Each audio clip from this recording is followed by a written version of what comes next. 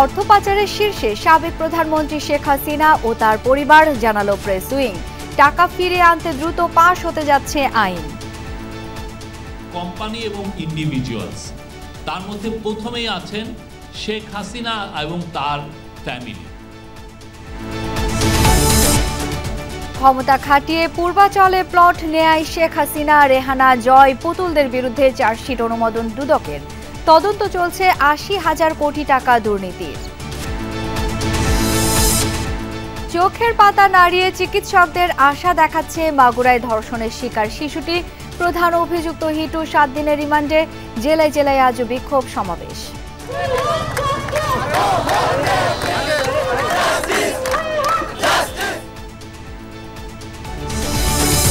বনানীতে সৃষ্ট তীব্র যানজটে নাকাল নগরবাসী।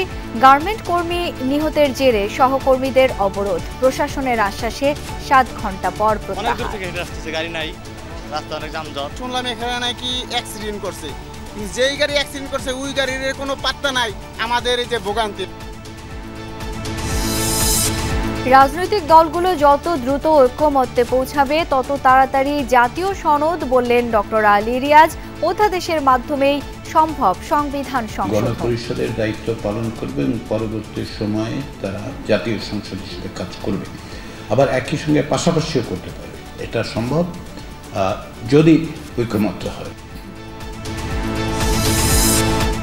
নির্বাচন ও সংস্কারের রোডম্যাপ ঘোষণার দাবি জাতীয় নাগরিক পার্টির আহ্বায়ক নাহিদ ইসলামের। গণ অভ্যুত্থানের আকাঙ্ক্ষা বাস্তবায়নের তাগিদ। জুলাই গণ অভ্যুত্থানকে একটি সাংবিধানিক স্বীকৃতি দিয়ে একটি নতুন একটি সংবিধান এই জাতিকে আমরা উপহার দিয়ে যাব ইনশাআল্লাহ।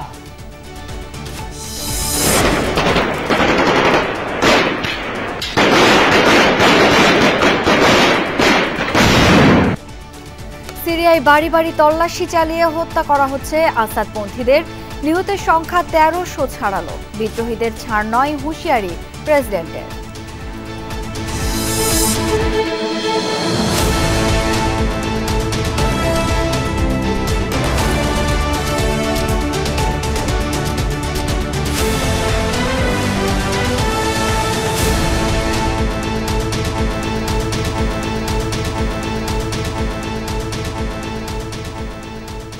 আমন্ত্রণ সন্ধ্যার বাংলাদেশে, সঙ্গে আছি আমি শাওন দত্ত।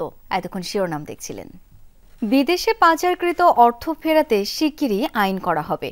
প্রধান উপদেষ্টার সভাপতিত্বে এক বৈঠকে এই সিদ্ধান্ত নেওয়া হয়েছে। আগামী সপ্তাহের মধ্যে এই আইন পাশ হতে পারে বলে জানিয়েছেন প্রধান উপদেষ্টার প্রেস সচিব শফিকুল আলম। ফরেন সার্ভিস একাডেমিতে আয়োজিত এক সংবাদ সম্মেলনে তিনি জানান, শেখ হাসিনা ও তার পরিবার টাকা পাচারের শীর্ষে। বলেন, পাচারকৃত অর্থ ফেরাতে ১১ সদস্যের টাস্কফোর্স গঠন করা হয়েছে। রাষ্ট্রীয় অতিথি ভবন যমুনায় প্রধান উপদেষ্টার সভাপতিত্বে ১.৫ ঘণ্টাব্যাপী উচ্চ পর্যায়ের বৈঠক। আলোচনা হয় আওয়ামী লীগ সরকারের আমলে দেশের বাইরে পাচার হওয়া অর্থ ফিরিয়ে আনা এবং এ সংক্রান্ত কাজের অগ্রগতি নিয়ে। বৈঠকে অংশ নেন উপদেষ্টা পরিষদের সদস্য, বিভিন্ন মন্ত্রণালয়ের সচিব, গভর্নর, বিএফআইইউ প্রধান এবং এসিসি চেয়ারম্যান। ফরেন সার্ভিস একাডেমিতে সংবাদ সম্মেলনে প্রেস সচিব শফিকুল আলম জানান, বিদেশে পাচারকৃত অর্থ ফেরাতে ১ সপ্তাহের মধ্যে অধ্যাদেশ জারি করা হবে। ল ফার্মের সঙ্গে চুক্তিতে সহায়তা করবে নতুন অধ্যাদেশ। এই টাকাটা কিভাবে আনা যায় এটা ত্বরান্বিত করার জন্য এবং এই যে কাজগুলো যে হচ্ছে সেই কাজগুলোর মধ্যে কোঅর্ডিনেশনটা আরো স্মুথলি করার জন্য একটা আইন খুব শীঘ্রই করা হবে। শফিকুল আলম জানান, উচ্চশিক্ষার নামে এক সেমিস্টারে ৪০০ থেকে ৫০০ কোটি টাকার মতো পাচারের ঘটনাও ঘটেছে। শুধু এক ব্যক্তির টিউশন ফির মাধ্যমেই পাচার হয় বিপুল পরিমাণ টাকা। চিলড্রেনের টিউশন ফি পাঠিয়েছেন ৪০০ কোটি টাকার উপরে, ৪-৫০০ কোটি টাকা। মানে মানিটা লন্ডারিংটা কিভাবে হয়েছে দেখেন। খুব টপ ইউনিভার্সিটিতেও পড়ান, আপনার বছরের টিউশন ফি কত লাগে? ঊর্ধ্বে ১ কোটি টাকা, এর বেশি তো লাগার কথা না। প্রধান উপদেষ্টার প্রেস সচিব জানান, পাচারের শীর্ষে আছেন সাবেক প্রধানমন্ত্রী শেখ হাসিনা ও তার পরিবারের সদস্যরা। তাদের বিরুদ্ধে যুক্তরাষ্ট্র, যুক্তরাজ্য সহ ৫টি দেশে অর্থ পাচারের তথ্য পাওয়া গেছে। প্রথমে আইডেন্টিফাই করা হয়েছে ১১টা কোম্পানি এবং ইন্ডিভিজুয়ালস। তার মধ্যে প্রথমেই আছেন শেখ হাসিনা এবং তার ফ্যামিলি। এরই মধ্যে ৮৪ জন অভিযুক্তের বিদেশ ভ্রমণে নিষেধাজ্ঞা দেওয়া হয়েছে। নেওয়া হয়েছে ব্যাংক হিসাব জব্দ ও সম্পদ ক্রোকের মতো পদক্ষেপও। ১৮১৭ $1.73 কোটি টাকার দেশীয় সম্পদ ফ্রিজিং করা হয়েছে এবং অবরুদ্ধ ব্যাংক হিসাবে স্থিতি 872.24 কোটি টাকা। পাচারকৃত অর্থ ফেরাতে এখন থেকে প্রতি মাসে বৈঠক হবে বলেও জানান প্রেস সচিব। খুবই একটা টপ প্রায়োরিটি। তানভীর মৌসুম, যমুনা নিউজ, ঢাকা। অবৈধভাবে প্লট বরাদ্দ নেয় শেখ হাসিনা ও শেখ রেহানা এবং তাদের পরিবারের সদস্য সহ 23 জনের বিরুদ্ধে চার্জশিট দাখিলের অনুমোদন দিয়েছে দুর্নীতি দমন কমিশন দুদক। রাজধানীর পূর্বাচলে 60 কাঠা প্লট বরাদ্দ নেয়ার প্রমাণ পেয়েছে দুদক। এছাড়াও ক্ষমতাচ্যুত সাবেক প্রধানমন্ত্রী শেখ হাসিনা ও তার পরিবারের বিরুদ্ধে অর্থ পাচারের অভিযোগ তদন্ত করছে কমিশন। সাবেক প্রধানমন্ত্রী শেখ হাসিনা ও তার পরিবারের বিরুদ্ধে পূর্বাচল নতুন শহর প্রকল্পে ক্ষমতার অপব্যবহার করে 10 কাঠা করে 6টি প্লট বরাদ্দ নেওয়ার অভিযোগ উঠেছে। দুদক জানায়, অভিযুক্তরা পূর্বাচলের কূটনৈতিক জোনের 10 কাঠা করে মোট 60 কাঠা জমি বরাদ্দ নিয়েছেন। ক্ষমতার অপব্যবহার করে জমি বরাদ্দ নেন পলাতক শেখ হাসিনা, তার ছেলে সজীব অজেদ জয়, মেয়ে সাইমা অজেদ পুতুল, ছোট বোন শেখ রেহানা, তার ছেলে রেদওয়ান মুজিব সিদ্দিকী ববি এবং মেয়ে আজমিনা সিদ্দিকী। এই মামলায় ক্ষমতার অপব্যবহারের দায়ে আসামি করা হয়েছে শেখ রেহানার বড় মেয়ে টিউলিপ সিদ্দিককেও। অবৈধ সে বরাদ্দের সাথে ছিলেন গণপূর্তের সাবেক সচিব মোহাম্মদ শহীদুল্লাহ খন্দকার, অতিরিক্ত সচিব কাজী ওয়াসি উদ্দিন, প্রশাসনিক কর্মকর্তা মোহাম্মদ সাইফুল ইসলাম সরকার, সিনিয়র সহকারী সচিব পূরবী গোলদার, রাজুকের সাবেক চেয়ারম্যান মোহাম্মদ আনিসুর রহমান মিয়া সহ 16 জন। গত জানুয়ারিতে শেখ হাসিনা, শেখ রেহানা ও তাদের সন্তানসহ 21 জনের বিরুদ্ধে 6টি মামলা করে সংস্থাটি। তদন্তে প্রমাণ পাওয়ায় চার্জশিটের অনুমোদন দেওয়া হয়েছে। চার্জশিটে আসামির তালিকায় নতুন করে যুক্ত হচ্ছেন সাবেক গৃহ ও গণপূর্ত প্রতিমন্ত্রী শরীফ আহমেদ ও শেখ হাসিনার সাবেক এপিএস মোহাম্মদ সালাউদ্দিন। শেখ হাসিনা সাবেক প্রধানমন্ত্রী গণপ্রজাতন্ত্রী বাংলাদেশ সরকারের প্রধানমন্ত্রী হিসেবে দায়িত্ব পালনকালে তার উপর অর্পিত ক্ষমতার অপব্যবহার করে নিজ মালিকানায় ও তার পুত্র, কন্যা, বোনের মেয়ে এবং বোনের ছেলের নামে ঢাকা শহরে বাড়ি বা ফ্ল্যাট বা আবাসন সুবিধা থাকার পরেও তা গোপন করে 6 জনের অনুকূলে 60 কাঠা জমি বরাদ্দ দেয়া সংক্রান্ত 6টি মামলা রুজু হয়েছিল। সেই মামলায় সংশ্লিষ্ট আসামিদের এজাহারনামেও এবং তদন্তে আগত আসামিদের বিরুদ্ধে চার্জশিট দাখিলের অনুমোদন প্রদান করা হয়েছে। তিনি বলেন, আইন অনুযায়ী শীঘ্রই আসামিদের গ্রেপ্তারের প্রক্রিয়া শুরু করবে দুদক। বিজ্ঞ আদালতে চার্জশিট দাখিলের পরে আইনানুগ প্রক্রিয়া অনুসরণ করে বিজ্ঞ আদালতে তাদেরকে গ্রেপ্তারের কার্যক্রম গ্রহণ করবেন। সমন ওয়ারেন্ট জারি হবে, সেগুলি যথাযথভাবে জারি করা হবে এবং আমাদের তদন্তকারী দল যারা আছেন তারাও যারা সংশ্লিষ্ট আসামি রয়েছেন তাদেরকে গ্রেপ্তারের প্রক্রিয়া অব্যাহত রাখবে। এছাড়া শেখ হাসিনা ও শেখ রেহানার পরিবারের বিরুদ্ধে বিভিন্ন প্রকল্পে 80,000 কোটি টাকার দুর্নীতি ও $300 মিলিয়ন পাচার সহ বিভিন্ন অনিয়মের অনুসন্ধান করছে দুদক। আইন এবং বিধিমালা অনুসরণ করে কাজগুলো করছেন। রাজীব আহমেদ, যমুনা নিউজ, ঢাকা। মাগুরায় ধর্ষণের শিকার শিশুটি আজ প্রথমবারের মতো চোখের পাতা নাড়িয়েছে। তার স্বাস্থ্যের দ্রুত উন্নতির বিষয়ে আশাবাদী চিকিৎসকরা। এদিকে শিশু নির্যাতনের ঘটনায় আজও প্রতিবাদ মুখর মাগুরা। আসামি পক্ষে কোনো আইনজীবী দাঁড়াবেন না বলে সিদ্ধান্ত নিয়েছে জেলা আইনজীবী সমিতি। এদিকে ধর্ষণের ঘটনায় মূল অভিযুক্ত হিটু শেখের 7 দিনের রিমান্ড মঞ্জুর করেছেন আদালত। বাকি 3 আসামিকে দেয়া হয়েছে 5 দিনের পুলিশি হেফাজত।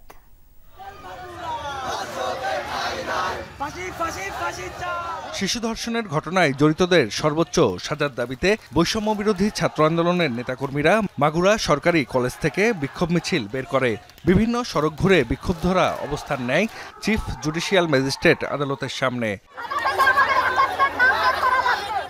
ঘণ্টা দুয়েক সেখানে বিক্ষোভ করেন তারা। ধর্ষণের ঘটনায় দ্রুত বিচার ও দোষীদের ফাঁসির দাবি জানান তারা। নারী ও শিশুর প্রতি সহিংসতা প্রতিরোধে সবাইকে সোচ্চার হওয়ার আহ্বানও জানান শিক্ষার্থীরা। একই দাবিতে মানববন্ধন করেন ছাত্রদলের নেতাকর্মীরাও। নৃশংস এই ঘটনায় আসামিপক্ষে কোনো আইনজীবী দাঁড়াবেন না বলে সিদ্ধান্ত নিয়েছে জেলা আইনজীবী সমিতি। ইতিমধ্যে আমরা আইনজীবী সমিতির থেকে একটা রেজলিউশনের মাধ্যমে এই ধর্ষকদের পক্ষে কোনো আইনি সহায়তা প্রদান করব না মর্মে অঙ্গীকারবদ্ধ হয়েছে এবং তারা কোনো আইনি সহায়তা মাগুরার বিজ্ঞ আদালত কর্তৃক পাবে না। এদিকে শিশু ধর্ষণের ঘটনায় মূল অভিযুক্ত হিটু শেখের 7 দিন ও বাকি 3 আসামি বোনের স্বামী, ভাসুর ও শাশুড়ির 5 দিন করে রিমান্ড মঞ্জুর করেছেন আদালত। রোববার দুপুর থেকে আদালতের সামনে অবস্থান ও বিকেলে ভাইনামোড় অবরোধ করে বিক্ষোভ করেন বিক্ষুব্ধরা। নিরাপত্তা বিবেচনায় আসামিদের রিমান্ড শুনানি হয় গভীর রাতে আসামিদেরকে জেলখানা থেকে আদালতে আনা হয় এবং তাদের সোন অ্যারেস্টের আবেদন অ্যাকসেপ্ট করে তাদেরকে সোন অ্যারেস্ট দেখানো হয় এবং রিমান্ডের আবেদনের শুনানি হয়। এদিকে নির্যাতনের শিকার শিশুটি আজ প্রথমবারের মতো চোখের পাতা নাড়িয়েছে। তার স্বাস্থ্যের অবস্থা দ্রুত উন্নতি ঘটবে বলে আশা চিকিৎসকদের। শিশুটির শারীরিক অবস্থা খুব সামান্য উন্নতি হয়েছে, ওর কমান লেভেল 3-এ ছিল, আজকে সেটা 5-এ উন্নীত হয়েছে এবং সকালে শিশুটি প্রথমবারের মতো হাসপাতালে ভর্তি হওয়ার পর চোখের পাতা নেড়েছেন এবং তবে শ্বাসরোধের চেষ্টার কারণে তার মস্তিষ্কে অক্সিজেন সরবরাহ বিঘ্নিত হয়েছিল এবং মস্তিষ্কে পানি জমে গিয়েছিল, যেটা এখনো অপসারণ করা সম্ভব হয়নি। তার বুকের মধ্যে যে বাতাসটা জমেছিল সেটা দূর করা গেছে। ধর্ষণের শিকার শিশুটি বর্তমানে সিএমএইচে চিকিৎসাধীন। জাহিদ হাসান, যমুনা নিউজ। নারীর প্রতি সহিংসতা, নিপীড়ন ও ধর্ষণের প্রতিবাদে কয়েক জেলায় বিক্ষোভ মিছিল, প্রতিবাদ সমাবেশ ও মানববন্ধন হয়েছে। যোগ দিয়ে সমর্থন জানিয়েছে সাধারণ মানুষও। এসব ঘটনায় বিচার সহ নারীদের সর্বোচ্চ নিরাপত্তা নিশ্চিতের দাবি তাদের।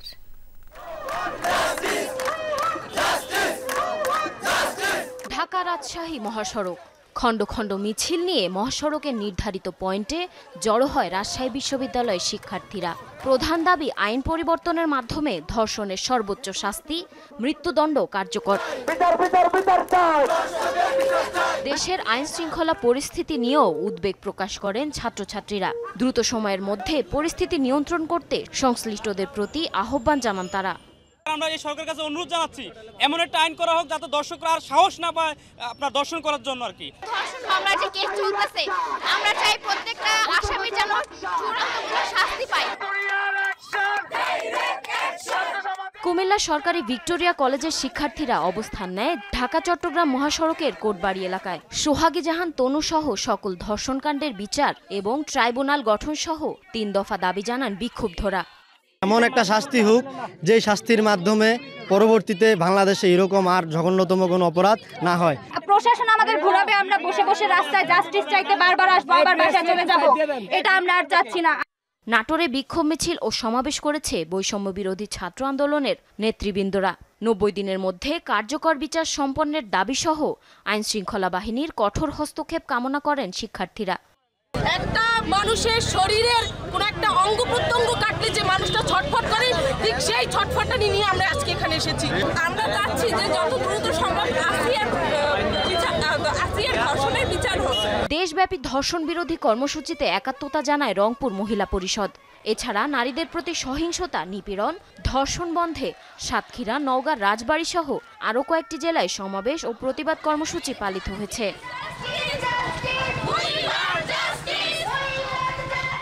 জারিন অর্নি, যমুনা নিউজ। নারীর প্রতি সহিংসতা, নিপীড়ন ও ধর্ষণ নিয়ন্ত্রণে অন্তর্বর্তী সরকারের সদিচ্ছার অভাব দেখা দিচ্ছে। ধর্ষণ বিরোধী মানববন্ধন থেকে এমন অভিযোগ জাতীয়তাবাদী ছাত্রদলের। আরেক কর্মসূচি থেকে সিনিয়র যুগ্ম মহাসচিব রিজভী আহমেদ দাবি করেন, বিএনপির অভিযোগ ব্যক্তিগতভাবে নেয় অন্তর্বর্তী সরকার। হাইকোর্টের সামনের সড়ক জুড়ে অসংখ্য প্লেকার্ড নিয়ে মানববন্ধনে জাতীয়তাবাদী ছাত্রদলের নেতাকর্মীরা। কদম ফোয়ারের সামনে থেকে শুরু করে মৎস্য ভবন পেরিয়ে উচ্চ আদালতের সীমানা ঘেঁষা রমনার গেট পর্যন্ত এই বিস্তৃতি। নারীর প্রতি সহিংসতা, নিপীড়ন, ধর্ষণ, অনলাইন ট্রোল এবং আইনশৃঙ্খলা পরিস্থিতির অবনতি ও বিচারহীনতার প্রতিবাদে আয়োজিত এই কর্মসূচিতে যোগ দেন ছাত্রদলের বিভিন্ন ইউনিটের নেতাকর্মীরা। সাম্প্রতিক ধর্ষণ ঘটনার উদাহরণ তুলে প্রতিটি কণ্ঠ থেকে উচ্চারিত হয় বিচারের দাবি। না আমরা ঘরে নিরাপদ থাকতে পারছি না, আমরা বাইরে নিরাপদ থাকতে পারছি, তাহলে আসলে নারীরা নিরাপদটা কোথায়? বিচারটা কবে হবে? প্রসিডিউরটা যেন তাড়াতাড়ি হয়, এটা যেন বিলম্বিত না হয়। তো আমরা অনেকটা অনিরাপদ। এই সরকার আমাদের মনে হচ্ছে নিরাপত্তা দিতে পারছে না। তারা সেই ইফতিজারকে ফুলের মালা দিয়ে বরণ করে ধর্ষণকে এভাবে তারা প্রমোট করে যায়। এই সাইকোলজি, বিচারহীনতা সংস্কৃতি এবং সরকারের প্রত্যেকটা ল এনফোর্সিং এজেন্সির অপারগতা থেকে এসেছে। বক্তব্যে ছাত্রদলের শীর্ষ নেতারা দাবি করেন, অভ্যুত্থান পরবর্তী সময়ে জনগণ সমর্থন দেওয়ার পরও আইনশৃঙ্খলা পরিস্থিতির উন্নতি করতে পারেনি অন্তর্বর্তী সরকার। নারী নিপীড়ন বৃদ্ধি পাচ্ছে, ধর্ষণের ঘটনা বেড়েই চলছে, কিন্তু আমরা গভর্নমেন্টের ধারায় যে বক্তব্য, সেই বক্তব্যগুলো সরকারের নিকট থেকে শুনতে পাচ্ছি। আমরা স্পষ্টভাবে তাদের যে সদিচ্ছার অভাব সেটি আমরা লক্ষ্য করছি। এই অন্তর্বর্তীকালীন সরকারের যে স্টেক হোল্ডার এবং যে দুই একজন গুপ্ত সংগঠনের নেতারা যারা এখনো নারী নিপীড়নের পক্ষে তদবির করছে, তাদের বিষয়ে কিন্তু অন্তর্বর্তীকালীন সরকারের অত্যন্ত সতর্ক ব্যবস্থা গ্রহণ করা উচিত বলে আমরা মনে করছি। এদিকে নয়াপল্টনে দলের কেন্দ্রীয় কার্যালয়ের সামনে মাগুরায় শিশু ধর্ষণের প্রতিবাদে বিক্ষোভ মিছিল করে জাতীয়তাবাদী মহিলা দল। মিছিল পূর্ব সমাবেশে রিজভী আহমেদ দাবি করেন, বিভিন্ন মন্ত্রণালয়, ডিসি ও এসপি অফিসে ছাত্ররা নির্দেশনা দিচ্ছে। তারা যদি ডিসিকে নির্দেশ করে, তারা যদি এসপিকে নির্দেশ করে, তারা যদি ডিসি এসপির ঘরে বসে থাকে, তাহলে আপনি আইন প্রয়োগ হবে কি করে? আরে ডিসি এসপি অন্যায় করলে আপনি ক্যাম্পাসে তার প্রতিবাদ করুন। দ্রুততম সময়ের মধ্যে ধর্ষকের দৃষ্টান্তমূলক শাস্তি নিশ্চিতে সকলকে ঐক্যবদ্ধ থাকার আহ্বানও জানান নেতাকর্মীরা। এই হাজার হাজার কোটি কোটি লক্ষ জনতার সামনে এই ধর্ষকদের ফাঁসি কার্যকর হোক। সাইফুদ্দিন রবিন, যমুনা নিউজ, ঢাকা। 7 ঘন্টা দুর্ভোগের পর বনানীর সড়ক ছেড়ে গেছেন গার্মেন্টস কর্মীরা। সকালে ট্রাকের ধাক্কায় এক গার্মেন্টস কর্মী নিহত হলে ব্যস্ততম বিমানবন্দর সড়ক অবরোধ করে তার সহকর্মীরা। দুপুর 1:30টা পর্যন্ত চলে এই অবরোধ। শহর জুড়ে দেখা দেয় তীব্র যানজট। পরে চালককে গ্রেপ্তার ও নিহতের পরিবারকে ক্ষতিপূরণের আশ্বাসে অবরোধ প্রত্যাহার করেন তারা। সকাল 7টার কিছু আগে রাস্তা পারাপারের সময় রাজধানীর বনানী চেয়ারম্যান বাড়ি ইউটার্নে ট্রাক চাপায় ঘটনাস্থলেই মারা যান গার্মেন্টস শ্রমিক মিনারা আক্তার। গুরুতর আহত হন আরও 2 জন।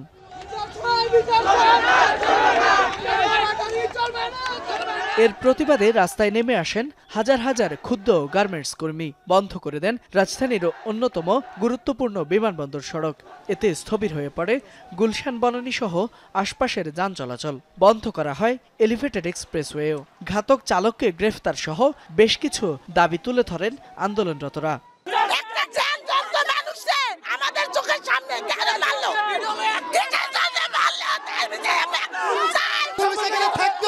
পুলিশ ধরে নাই, পুলিশ ওনার ওয়াইফের সাথে মোবাইলে চ্যাটিং করে কেন? পুলিশের কি চ্যাটিং করার জন্য ওনারা কি ডিউটি দিচ্ছে? দেয় নাই। পুলিশকে বেতন দেখে শ্রমিকের পাশে পুলিশ না থাকলে পুলিশ দিয়ে আমরা কি করব? ওর বোন হারাইছে, কেউ মা হারাইছে, কেউ মেয়ে হারাইছে, তাহলে এটা আমাদের বিচার করতে হবে। প্রধানে কি অ্যাক্সিডেন্ট একটা হইতেই আছে, তবু তারা যদি আগের থেকে যদি এই জায়গায় ব্যবস্থা নিত আজকে কিন্তু এই দুর্ঘটনা ঘটতো না। আমাদের দাবি হচ্ছে এটাই যে দেখেন, আমরা এই রোডে যে পারাপার করি, আমাদের এখানে ট্রাফিক কোন বা আমাদের যে রোড পার করে দিবে এরকম কোনো ব্যবস্থাই নেই। বেলা গড়ানোর সাথে সাথে তীব্র হয় যানজট, যা ছড়িয়ে পড়ে বিমানবন্দর থেকে উত্তরা, মহাখালী থেকে ফার্মগেট পর্যন্ত। কাজে বেরিয়ে যানজটের ভোগান্তিতে পড়েন নগরবাসী। ঘন্টার পর ঘন্টা সড়কে নাকাল হতে হয় তাদের। তো সকাল 7টার দিকে এখানে বসে শুনলাম এখানে নাকি অ্যাক্সিডেন্ট করছে, কিন্তু যেই গাড়ি অ্যাক্সিডেন্ট করছে ওই গাড়ির কোনো পাত্তা নাই। আমাদের এই যে ভোগান্তি, হাজার হাজার লোকের ভোগান্তি। এখন এইভাবে আমরা কিভাবে বসে থাকবো, কতক্ষণ বসে থাকবো? রোজা রেখেছি, আসলে তো এটার কোনো গতি নাই। এখন এটার একটা অবশ্যই একটা উচ্চ মহল থেকেই অবশ্যই এটা ব্যবস্থা নিতে হবে। অনেক দূর থেকে হেঁটে আসতেছে, গাড়ি নাই, রাস্তা অনেক যানজট, মহাখালী থেকে হেঁটে আসতেছি। অফিস টাইমে ঠায় দাঁড়িয়ে হাজার হাজার যানবাহন। বিকল্প ব্যবস্থা করতে না পেরে হেঁটেই কর্মস্থল আর গন্তব্যের উদ্দেশ্যে রওনা দেন বেশিরভাগ মানুষ। দুপুরে সড়কে নিরাপত্তা নিশ্চিত, ঘাতক চালককে গ্রেফতার ও নিহত শ্রমিককে ক্ষতিপূরণ দেওয়ার আশ্বাস দিলে সড়ক ছেড়ে দেন আন্দোলনকারীরা। ওদের প্রথমে দাবি ছিল যে ট্রাক ধরতে হবে, তো আমরা ট্রাকটা আটক করলাম। সেটাও আমরা সিসিটিভি ফুটেজ দেখে বা ট্রাকের লোকেশন বের করে দেন সেখানে আমরা ট্রাকটা আটক করেছি।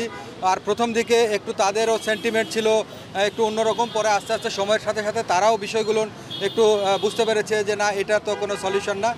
তারাও রিয়েলাইজ করেছে, আমরাও দফায় দফায় আলোচনা করেছি এবং এভাবে একটা সমাধান হয়েছে।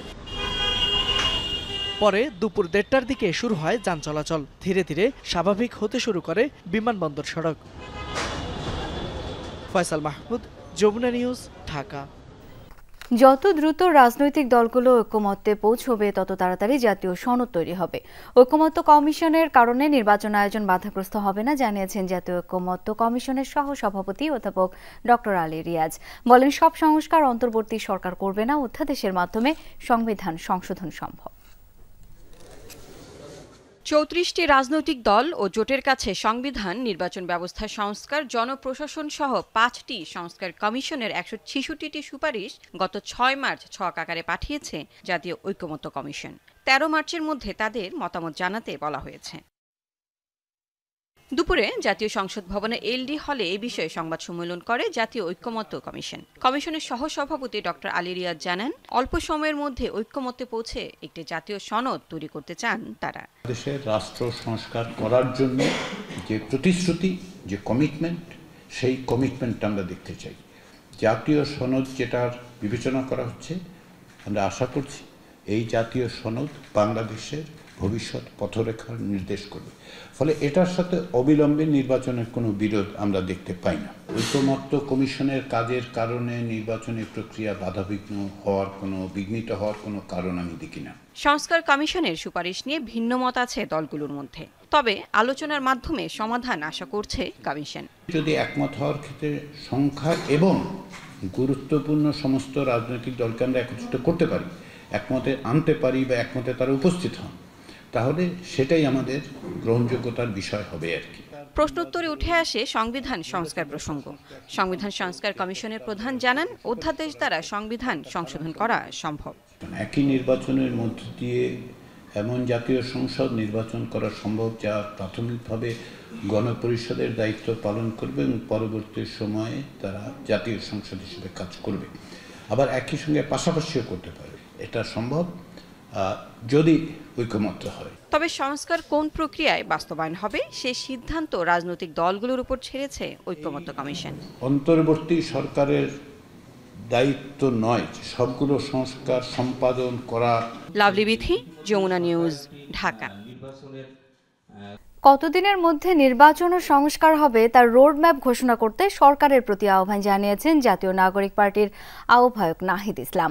সন্ধ্যায় সোহরাওয়ার্দী উদ্যানে শহীদ পরিবারের সাথে ইফতার মাহফিলে একথা জানান তিনি। বলেন, কোনো রকম ছলচাতুরির মাধ্যমে নির্বাচন ও সংস্কারের নামে জনগণকে পিছিয়ে রাখা যাবে না। নির্বাচনের বিরুদ্ধে নয়, এনসিপি ভোটে অংশ নিতেই রাজনৈতিক দল গঠন করা হয়েছে।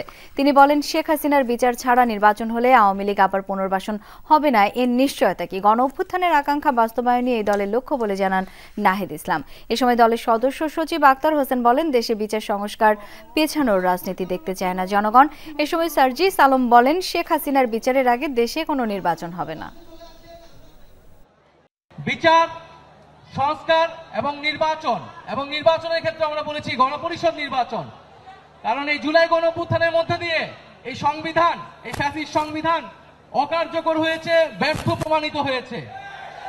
ফলে জুলাই গণ অভ্যুত্থানকে একটি সাংবিধানিক স্বীকৃতি দিয়ে নতুন একটি সংবিধান এই জাতিকে আমরা উপহার দিয়ে যাব ইনশাআল্লাহ। যারা আহত যোদ্ধাদের রক্তের উপরে, শহীদদের জীবনের উপরে এই নতুন বাংলাদেশে কথা বলতে পারছে, তারা যদি বিচারের আগে নির্বাচনের কথা বলে, তাদের মুখের উপরে বলবেন, যেই রক্তের উপরে দাঁড়িয়ে নির্বাচনের কথা বলো, সেই রক্তের বিচার না চাইতে বেঈমানের মতো এভাবে নির্বাচনের কথা বলতে লজ্জা লাগে না?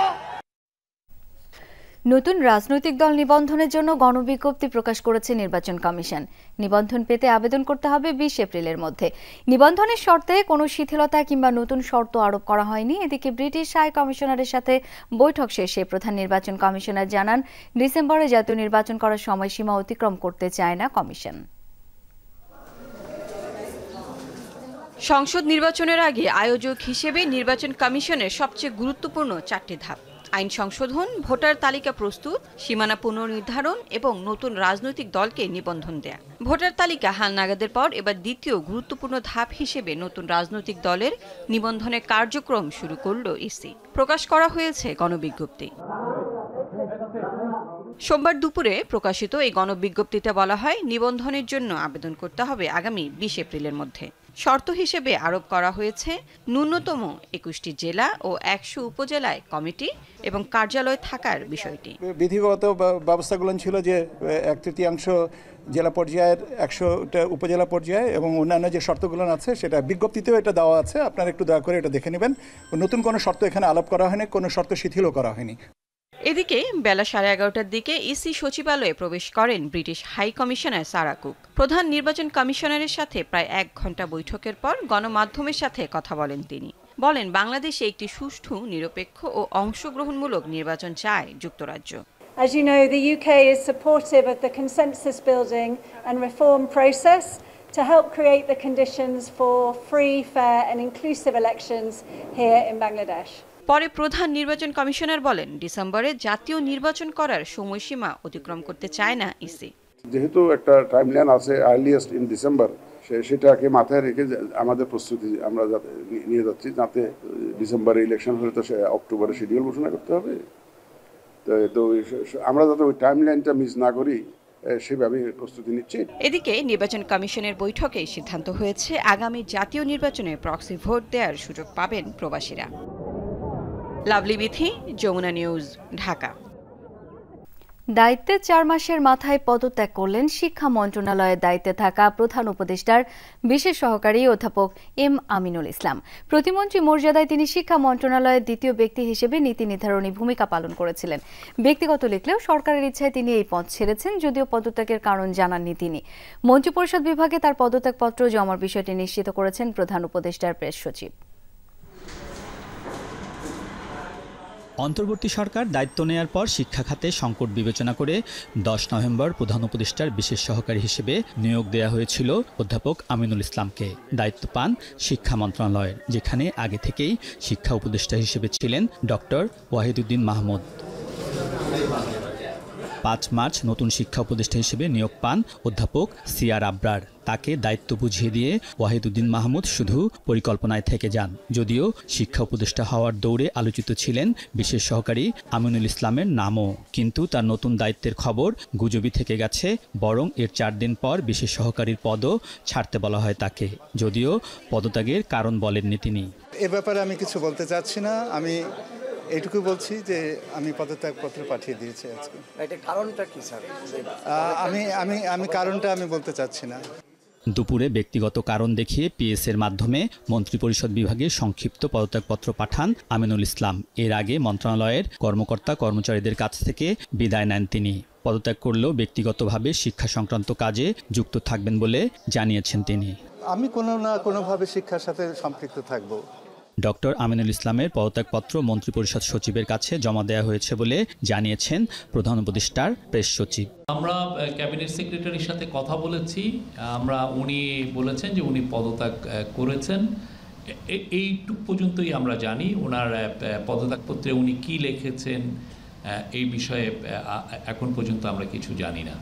অধ্যাপক আমিনুল ইসলাম প্রধান উপদেষ্টার বিশেষ সহকারীর দায়িত্ব পালনের আগে 2002 থেকে 2009 পর্যন্ত 2টি বিশ্ববিদ্যালয়ের উপাচার্য ছিলেন বিশ্ববিদ্যালয় শিক্ষক পরিষদের সভাপতিও। আলমগীর স্বপন, যমুনা নিউজ, ঢাকা। ধর্ষকের পক্ষে আদালতে আইনজীবী না দাঁড়ানো সহ 7 দফা দাবিতে ধর্ষণ বিরোধী মানববন্ধন হয়েছে মুন্সিগঞ্জে। বেলা 11টার দিকে আদালত প্রাঙ্গণে ছাত্র জনতার উদ্যোগে মানববন্ধন হয়। বক্তারা জানান, নারী নিপীড়নের ঘটনায় অনেক আসামি আইনের ফাঁক ফোকর দিয়ে পার পেয়ে যায়। 7 দফা দাবি তুলে ধরে অভিযুক্তদের পক্ষে কোনো আইনজীবীকে না দাঁড়ানোর আহ্বান জানান তারা। এছাড়া ধর্ষণের সাথে জড়িতদের সর্বোচ্চ শাস্তির দাবিও জানান অংশগ্রহণকারীরা। চট্টগ্রামে অনেকটাই চাঙ্গা ঈদ বাজার। কেনাকাটায় দিনরাত সরগরম পরিবেশ। ক্রেতাদের ভিড় বেশি থান কাপড়ের দোকানে, যার বড় এক অংশ নারী ক্রেতা। সেলাইয়ের প্রয়োজন হয় বলে আগে ভাগে কেনাকাটার ধুম পড়েছে, পিছিয়ে নেই পুরুষরাও। থান কাপড়ের জন্য বিখ্যাত চট্টগ্রামের 100 বছরের পুরনো টেরি বাজার রোজার শুরু থেকেই ক্রেতা সমাগমে মুখরিত। থান কাপড় আমদানি হয় মূলত ভারত, পাকিস্তান, থাইল্যান্ড সহ বিভিন্ন দেশ থেকে। ঈদ উপলক্ষে সব দোকানেই পোশাকের বৈচিত্র্য। এক মার্কেটেই মিলছে নারীদের সব ধরনের পোশাক। সব কিছুর মূল জায়গা হচ্ছে এটা, কাপড় সবকিছু একসাথে পাওয়া যায়, ওই জন্য এখানে আসা। একটু গর্জিয়াস বলতে আমরা পাকিস্তানি খুঁজি, পাকিস্তানের চাহিদা একটু বেশি। তো এক একজনের চয়েস এক এরকম, কেউ শাড়ি পরতে পছন্দ করে, কেউ 3 পিস পরতে পছন্দ করে, তো আমি 3 পিসটাই দেখতেছি আগে। ইন্ডিয়ান বলেন, পাকিস্তানি সানা সাফিনা বলেন, সব ব্র্যান্ডের 3 পিস পাওয়া যায়, শাড়ি পাওয়া যায়, লেহেঙ্গা পাওয়া যায়। টেরিবাজারে ছোট বড় সব ভবনই কার্যত মার্কেট।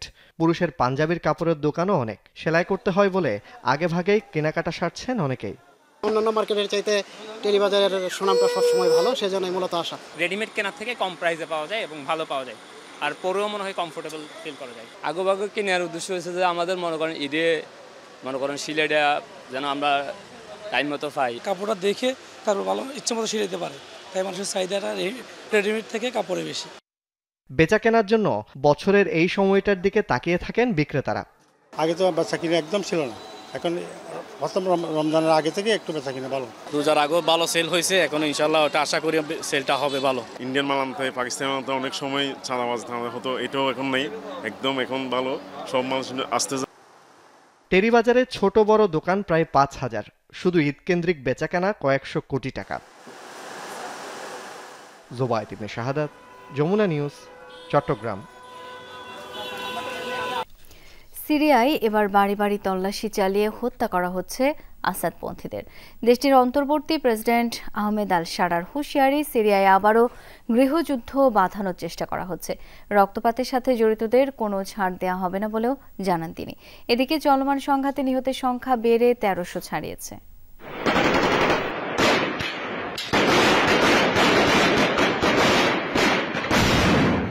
সিরিয়ায় ঘরে ঘরে ঢুকে এভাবেই চলছে হত্যাযজ্ঞ। বাদ যাচ্ছে না বাণিজ্যিক ভবনও। নির্বিচার গুলি আর গ্রেনেড ছুড়ে হত্যা করা হচ্ছে প্রতিপক্ষকে। সিরিয়ায় টানা 4র্থ দিনের মতো চলছে সংঘাত। সরকারি বাহিনীর সাথে চলছে আসাদপন্থীদের সংঘর্ষ। তাদের দমাতে ট্যাঙ্ক, সাঁজোয়া যান এবং হেলিকপ্টার নিয়ে চলছে সামরিক বাহিনীর অভিযান। মানবাধিকার সংস্থা Syrian observatory for human rights বলছে, এখন পর্যন্ত হতাহতদের বেশিরভাগই বেসামরিক নাগরিক।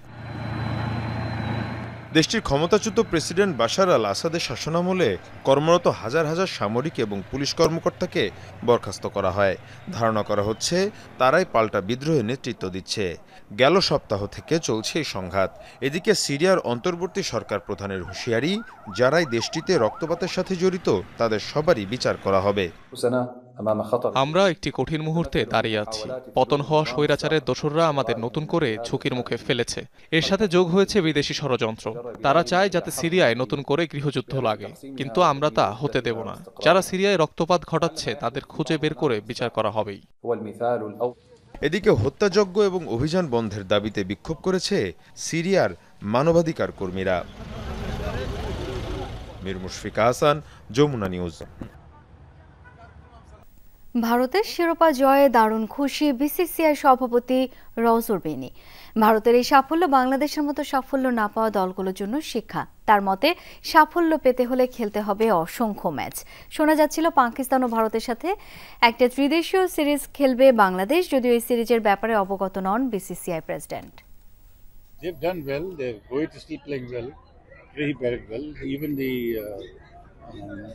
Kohli played in the last game, Chase was on against Australia, he played really well. There's still got a lot of cricket left in them, but time will tell. Bangladesh has to play a lot more cricket, to improve their games. And they've got a good side, but they have to beat top sides to become number one. BCB has proposed to BCCI and PCB for the Tri-Nation Series in Dhaka. I'm not aware. এই ছিল আজকে সন্ধ্যার বাংলাদেশের আয়োজনে। এতক্ষণ আমাদের সাথে থাকার জন্য সবাইকে অসংখ্য ধন্যবাদ।